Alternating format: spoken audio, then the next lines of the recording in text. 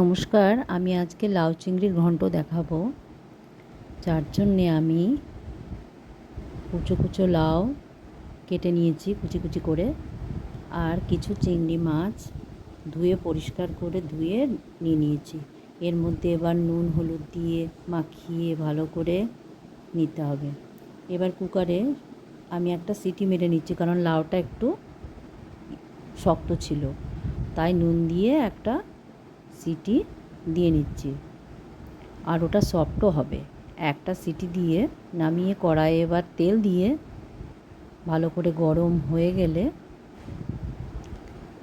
মাছটা, কুচো চিংড়ি মাছটা ওটা ভেজে নিতে হবে। বেশ ভালো করে ভেজে নিয়ে লাল লাল হয়ে যাবে। তারপর ওটাকে একটা পাত্রে তুলে নিতে হবে। পাত্রে তুলে নিয়ে এবার কড়াইয়ে শুকনো লঙ্কা, পাঁচ ফোড়ন আর তেজপাতা ফোড়ন দিয়ে ওর মধ্যে ওই সেদ্ধ লাউটা দিয়ে দিতে হবে।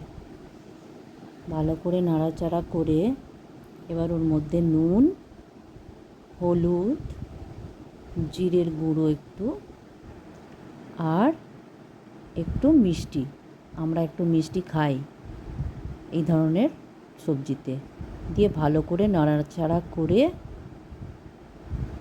এবার চিংড়ি মাছ আর কাঁচা লঙ্কাটা ওর মধ্যে দিয়ে মিক্স করে নিতে হবে। বাস, হয়েই এসছে চিংড়ি মাছটা, দেখুন। এবার চিংড়ি মাছটা রেডি হয়ে গেছে। খুব টেস্টি করে খাবেন, এমনি করে খুব ভালো লাগে।